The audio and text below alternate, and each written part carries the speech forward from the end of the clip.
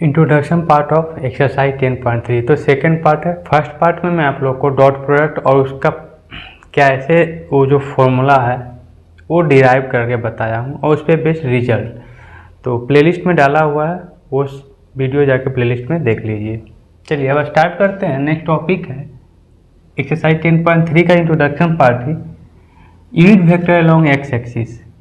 तो X axis का बात करें तो मैं यहाँ पे फिगर बना लेता हूँ। सपोज मान लिया कि ये एक्स एक्सिस है, वाई एक्सिस है, जेड एक्सिस है। तो एक्स एक्सिस का बात करें तो ये एक्स एक्सिस ऐसे है, वाई एक्सिस तो एक्स एक्सिस वाई एक्सिस देखिए एक 90 डिग्री बन रहा है। एक्स एक्सिस ये है, प्लेन पे एक्स को मैं हवा में कैसे ड्रॉ करूं, समझ में आ रही बात ना। तो ये अगर एक्स है जो कि मैं प्लेन पे ऐसे डिनोट किया हूं, तो ये एक्स एक्सिस जेड के साथ भी 90 डिग्री बना रहा है। तो डॉट प्रोडक्ट में हम लोग पढ़े हैं क्या, A vector dot B vector equal to A vector का मैग्नीट्यूड बी वेक्टर का मैग्नीट्यूड इंटू कॉस थीटा, ये पढ़ चुके हैं। एक्स एक्सिस के अलोंग सपोज में मान लिया कि आई बोला तो क्या यूनिट वेक्टर, तो यूनिट वेक्टर ले लिया। वाई एक्सिस के along J cap, Z axis के अलोंग के कैप। तो यदि मैं आई और जे का डॉट प्रोडक्ट निकालूं तो इसके अकॉर्डिंग हो जाएगा आई कैप डॉट जेड कैप। तो आई कैप का मैग्नीट्यूड जेड कैप का मैग्नीट्यूड और आई और जेड के बीच में कितना एंगल बन रहा है अभी बताया था। ये एक्स एक्सिस ऐसे मत समझिए, इसको ऐसे समझ लीजिएगा। तो एक्स एक्सिस और वाई एक्सिस के बीच में क्या है एंगल 90 डिग्री। तो कॉस थीटा, तो कॉस 90, कॉस 90 का वैल्यू क्या होता है 0, तो 0 इंटू समथिंग 0। तो आई कैप और जे कैप का डॉट प्रोडक्ट 0 होता है, ये याद रखिएगा। सिमिलरली जे और के का भी निकालें, जे कैप डॉट के कैप ये भी 0 आएगा। अगेन आई और के का निकालें तो आई कैप के कैप इक्वल टू 0, ये भी 0 आएगा। क्लियर ना। चलिए नेक्स्ट आई और आई का ही अगर निकालूं, आई कैप डॉट आई कैप, तो आई और आई के बीच में एंगल बन क्या रहा है 0 डिग्री बन रहे हैं। तो आई कैप का मैग्नीट्यूड इस फॉर्मूला के अनुसार आई कैप का मैग्नीट्यूड कॉस 0, कॉस 0 क्या होता है 1। आई कैप यूनिट वेक्टर है, यूनिट वेक्टर का मैग्नीट्यूड 1, यूनिट वेक्टर का मैग्नीट्यूड 1, कॉस 0 1 आएगा क्या 1, यानी उसी यूनिट वेक्टर से मल्टीप्लाई करने पे 1 ही आता है। सिमिलरली जे कैप और जे कैप करेंगे तो भी 1 आएगा, के कैप और के कैप का डॉट प्रोडक्ट करें तो भी 1 आएगा। ये इम्पोर्टेंट है, याद रखिएगा। क्लियर, कोई डाउट तो नहीं है। चलिए अब हम लोग कुछ प्रॉपर्टीज देखते हैं। प्रॉपर्टीज ऑफ डॉट प्रोडक्ट बोलिए या स्केलर प्रोडक्ट बोलिए, ठीक है ना। प्रोडक्ट यहाँ पे लगा दीजिए, कोई दिक्कत नहीं है। पहला प्रॉपर्टी देखते हैं तो बोलता है कम्यूटेटिव प्रॉपर्टी फुलफिल करता है। आप लोग क्लास 6 से ही कम्यूटेटिव लॉ पढ़े हैं। Commutative law of integers, rational number, कहता क्या है कम्यूटेटिव लॉ कि A vector dot B vector करिए, ये इक्वल होगा B vector dot A vector के। क्लियर, ये है कम्यूटेटिव। सेकेंड है distributive, distributive scalar over addition, scalar over addition. तो क्या है, अगर A vector dot B vector plus C vector अगर लूँ तो ए इससे इसे करना है, तो A vector dot B vector plus A vector dot C vector. यदि मैं ऐसा लिख दूं B vector plus C vector dot A vector, तो बी से मैं लेंगे B vector dot A vector, फिर इसके साथ तो C vector dot A vector.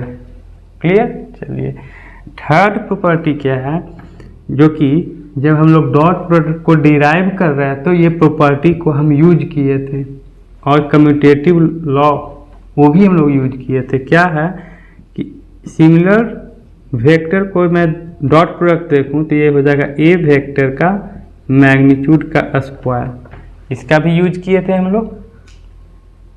समझ में आ रही है ना। चलिए स्केलर से अगर किसी डॉट प्रोडक्ट में मल्टीप्लाई कर दूं, जैसे ये देखिए dot product of A vector B vector को मैं स्केलर से मल्टीप्लाई कर दूं, तो आप ऐसा भी कर सकते हैं M into A vector dot B vector, या फिर A vector dot M into B vector, कोई चेंजिंग नहीं आएगा। ठीक है। चलिए और देखते हैं, A vector plus B vector का मैग्नीट्यूड का स्क्वायर अगर करें तो ये होगा ए वेक्टर का मैग्नीट्यूड का स्क्वायर बी वेक्टर के मैग्नीट्यूड का square plus 2 into A vector dot B vector. यदि यहाँ माइनस रहा तो यहाँ माइनस हो जाएंगे। समझ में आ रही ना बात। एक लास्ट प्रॉपर्टी तो दिख रहा होगा नीचे तक, एक बार चेक कर लो, इसके नीचे दिख रहा है ना।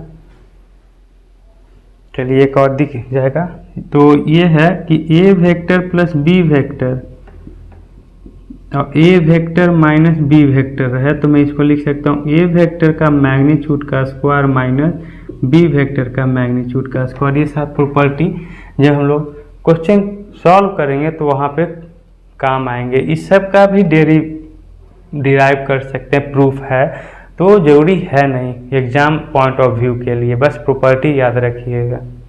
चलिए आगे देखते हैं फिर और क्या है इस एक्सरसाइज का इंट्रोडक्शन पार्ट में, तो इसे नोट कर लीजिए।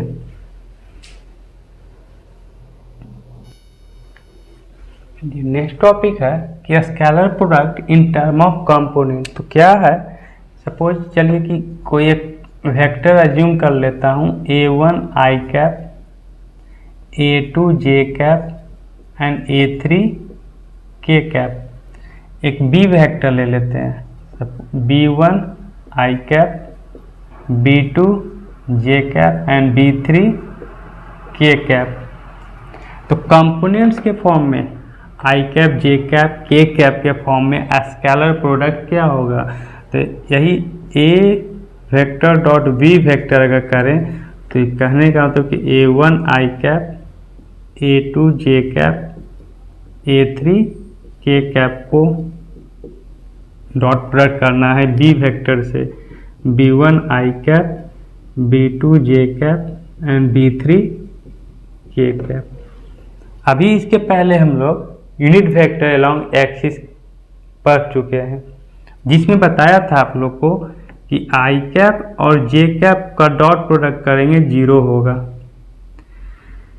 सिमिलरली आई कैप और के कैप का भी 0, जे कैप और के कैप का भी 0। सिमिलर डॉट प्रोडक्ट रहा, जैसे आई कैप तो 1, जे कैप तो भी 1, के कैप डॉट के कैप तो 1। इस कॉन्सेप्ट को यूज करके देखिए, इसको इससे मल्टीप्लाई किया तो आई कैप 1 होगा, तो बचेगा क्या a1 b1। ठीक है ना। इसको इससे किया तो a1 b2 तो होगा, लेकिन आई कैप और जे कैप 0 हो जाएगा, खत्म। उसको इससे भी करेंगे तो कैंसिल, जे कैप आई कैप कैंसिल, जे कैप तो ये 1 होगा, तो क्या आएगा a2 b2। उसी तरह से इसका और इसका मल्टीपल आएगा, तो a3 b3, ये आया a डॉट बी वेक्टर का a vector dot B vector. ठीक है ना। इस तरह से हम लोग कभी भी दो वेक्टर दिया हुआ तो उसको डॉट प्रोडक्ट कैसे मल्टीप्लाई करते हैं, हो जाएंगे ना। अब देखिए एंगल बिटवीन टू वेक्टर्स देखते हैं। यदि दो वेक्टर दिया हुआ है कंपोनेंट्स के फॉर्म में, सपोज यही ले लेते हैं ए वेक्टर अच्छा वो तो एग्जाम्पल लास्ट में देखते हैं। तो एंगल बिटवीन टू वेक्टर्स का फॉर्मूला हो गया क्या? तो डॉट प्रोडक्ट का फॉर्मूला तो अभी पढ़ चुके हैं ना, क्या है? ए वेक्टर का मैग्नीट्यूड बी वेक्टर का magnitude to cos theta. Cos theta को रहने दिए, मल्टीप्लाई में इधर ट्रांसफर होगा तो क्या में हो जाएगा? डिवाइड में। तो cos theta equal to A vector dot B vector upon A vector का मैग्नीट्यूड बी वेक्टर का मैग्नीट्यूड। ये फॉर्मूला निकल के आया कि किसी भी दो वेक्टर के बीच में एंगल कैसे फाइंड आउट करते हैं। तो एक एग्जांपल लेते हैं और उससे देखते हैं कि कैसा रहेगा क्वेश्चन। सपोज यही क्वेश्चन है, ए वेक्टर दिया हुआ A1 i cap, A2 j cap, A3 k cap, B vector है B1 i cap, B2 j cap and B3 k cap. तो कंपोनेंट को फॉर्म में वेक्टर तो दिए हुए हैं, तो अब हम इस दोनों वेक्टर के बीच में एंगल कैसे फाइंड आउट करें? फॉर्मूला दिया हुआ है। तो पहले क्या करेंगे? डॉट प्रोडक्ट निकालेंगे। तो जब डॉट प्रोडक्ट निकालेंगे तो अभी तो ये निकाला, अभी क्या निकल के आया? A1 B1, A2 B2, A3 B3। ये वैल्यू यहाँ पे पुट कर देंगे। ए वेक्टर का मैग्नीट्यूड क्या होगा? तो इसके पहले एक्सरसाइज 10.2 में हम लोग पढ़ चुके हैं, कोई भी वेक्टर दिया हुआ तो उसका मैग्नीट्यूड क्या करेंगे? स्क्वायर करिए इसी का। A1 का स्क्वायर, A2 का स्क्वायर, A3 का स्क्वायर का अंडर रूट। ये भी कॉन्सेप्ट बताया कि क्यों ऐसा हम लोग करते हैं। सिमिलरली बी वेक्टर का भी निकाल के वैल्यू पुट कर देंगे तो निकल के आ जाएंगे ना कॉस थीटा। तो थीटा निकालना रहेगा तो थीटा क्या निकल के आ जाएगा? थीटा इक्वल टू हो जाएगा cos inverse A vector dot B vector upon A vector का मैग्नीट्यूड बी वेक्टर का मैग्नीट्यूड। ये आ गया फॉर्मूला। इन्वर्स लग गया, इन्वर्स ट्रिग्नोमेट्रिक। चलिए तो यहाँ तक नोट कर लीजिए, फिर और देखते हैं कुछ और है कॉन्सेप्ट तो उसको डिस्कस करेंगे। और मेरे चैनल को सब्सक्राइब नहीं किए तो please subscribe my channel.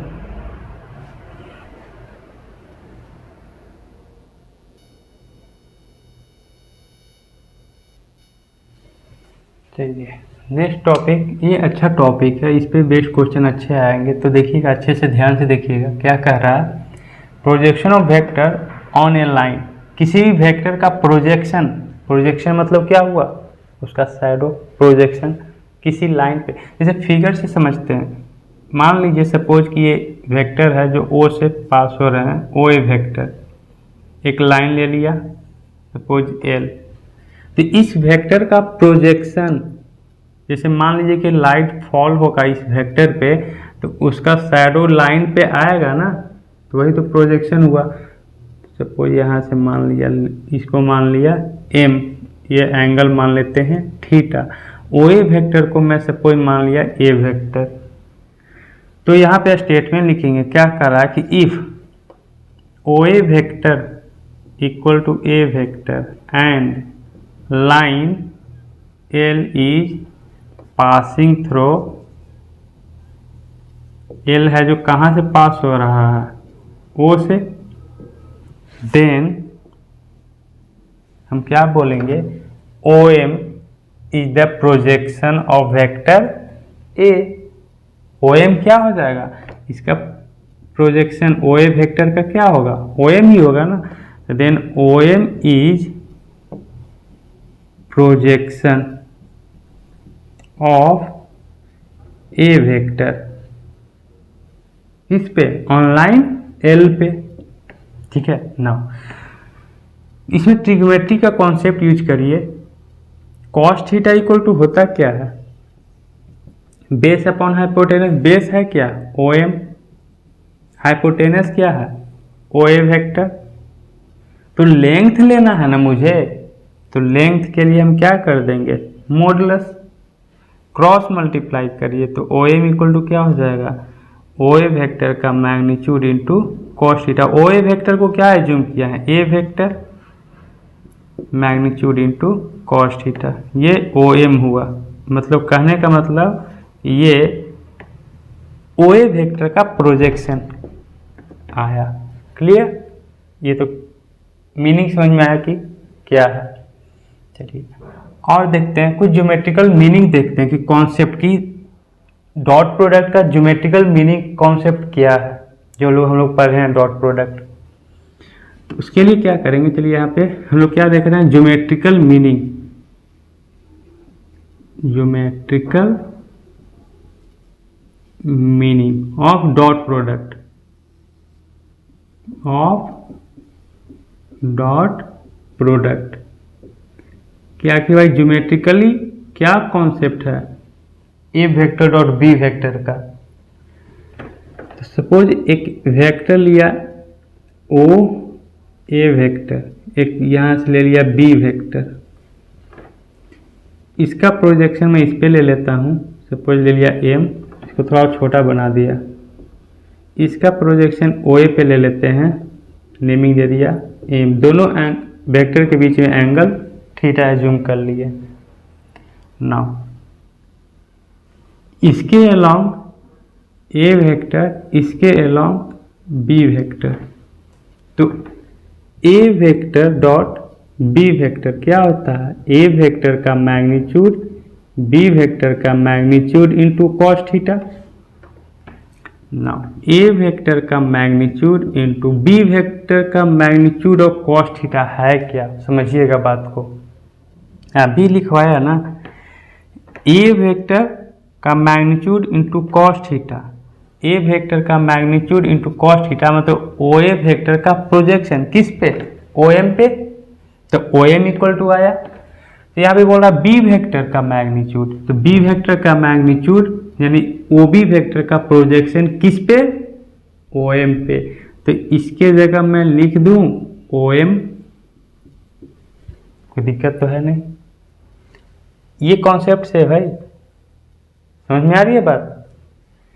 Similarly चलिए ए वेक्टर का तो इसको हम क्या लिख सकते हैं, ठीक है यहाँ तक हो गया। मैं इसको बोल सकता हूँ modulus, modulus of A vector dot O M क्या है, ओ एम को क्या लिखा हूँ, यहाँ पे लिखा हूँ O M is the projection of A vector. तो ये ओ एम क्या है, प्रोजेक्शन ऑफ बी वेक्टर किस पे, ए वेक्टर पे। मैं लिखूंगा projection of B vector on A vector, ये क्या है, ए बी वेक्टर। समझ में आई बात, इसको यहीं पे रहने दीजिए। तो projection of B vector on A vector equal to dot product of A vector B vector upon modulus of A vector, मतलब ए वेक्टर का मॉडुलस। अब यूनिट वेक्टर एक्सरसाइज 10.1 या 10.2 में यूनिट वेक्टर का कॉन्सेप्ट बताया हूं मैं। अब ये रीजन भी एक्सप्लेन किया हूँ, डिराइव किया हूँ, बताया हूँ कि कैसे होता है। यूनिट वेक्टर इक्वल टू होता है A vector upon A vector का मैग्नीट्यूड, ये आप लोग पढ़ चुके हैं। तो ए वेक्टर और ए वेक्टर का मैग्नीट्यूड की जगह में ए कैप लिख सकते हैं, तो A cap dot B vector. तो projection of B vector on A vector का मीनिंग, ज्योमेट्रिकल मीनिंग क्या हुआ, ए वेक्टर का प्रोजेक्शन दे रहे हैं किस पे, बी वेक्टर पे, तो भाई उसका हम यूनिट वेक्टर ले लेंगे बी वेक्टर के अलोंग। तो ये क्या है, unit vector along B vector. यही अगर उल्टा रहे, projection of A vector on B vector, तो ये क्या हो जाएगा, B cap upon A vector. Same चीज यहाँ से कैसे आएगा वो खुद से कर लीजिएगा। क्या करेंगे, ये तो यही गया ही, बी वेक्टर को रहने देंगे और ए वेक्टर का मैग्नीट्यूड इंटू कॉस थीटा। तो ए वेक्टर का मैग्नीट्यूड इंटू कॉस थीटा किस पे, बी वेक्टर पे, यानी ओ एल आ जाएगा यहाँ पे। ओ एल है क्या, projection of A vector on B vector. उसी तरह से करिएगा तो ये आ जाएगा। तो ये था दो ज्योमेट्रिकल मीनिंग जो कि क्वेश्चन जब हम लोग सॉल्व करेंगे तो वहाँ पे यूज आएंगे कि भाई क्या है।